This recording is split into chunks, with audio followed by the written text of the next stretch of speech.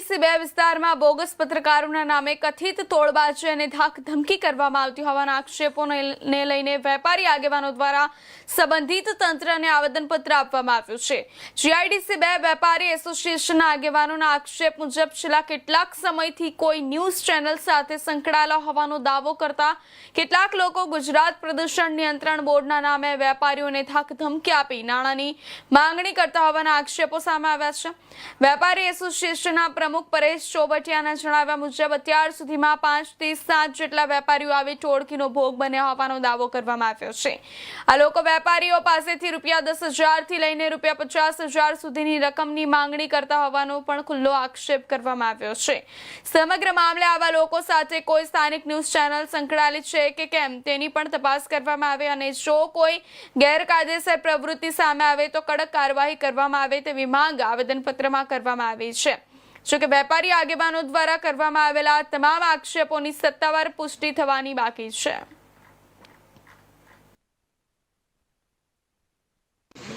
હું પરેશ ચોવટિયા, પ્રમુખ Shri factory owners association GIDC 2 Junagadh.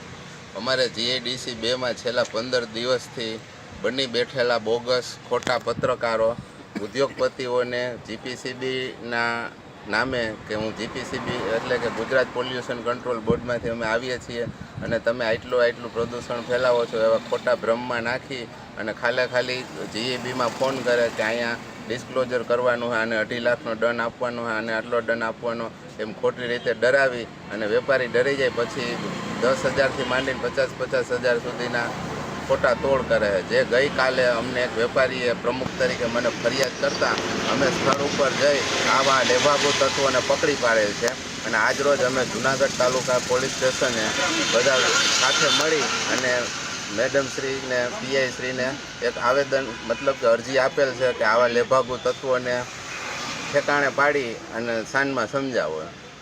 શું માગણી છે તમારી? બસ અમારી એક જ માગણી છે કે આવા લેભાગુ તત્વો આજે જીઆઈડીસીમાં આવ્યા કાલે કોઈ બીજા વિસ્તારમાં જશે અને ખોટા વેપારીઓને દબાવશે અને હકીકત તો આની સાથે કોઈ લોકલ મીડિયા સંકળાયેલું છે કે નહીં એ ખાસ તપાસનો વિષય છે। કેટલો તોડ કરેલો? તોડમાં તો કોઈ પાસેથી 10,000થી માંડીને 25,000-50,000 સુધી લઈ ગયેલા છે। 5 વેપારી આના ભોગ બનેલ છે। કાલે કેટલાની માગણી હતી ગઈકાલે? કાલે તો એ લોકોએ એવું કીધું હતું કે 2.5 લાખ રૂપિયાનું તમારે ડિસ્ક્લોઝર થશે અને પછી ખાલી કાને ફોન રાખીને જીઈબીને ફોન કરે કે આ ફલાણે ઠેકાણે આવી જાઓ અહીંયા સીલ મારવાનું છે પણ એ લોકોનો હજી માગણી કે વહીવટ નહોતો થયો ત્યાં અમે પહોંચી ગયા। કેટલા લોકો આવે?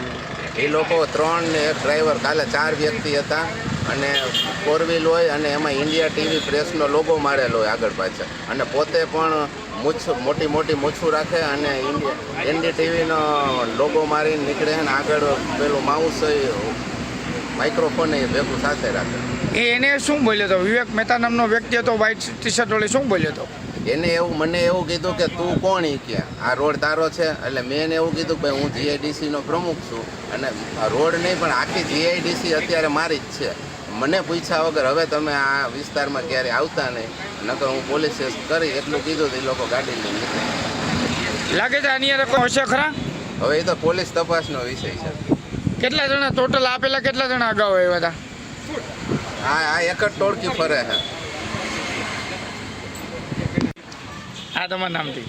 મારું નામ આશીષ વઘાસિયા છે। ઈશ્વર પ્લાસ્ટિક નામે જીઆઈડીસી 2માં ઉદ્યોગ ચલાવું છું।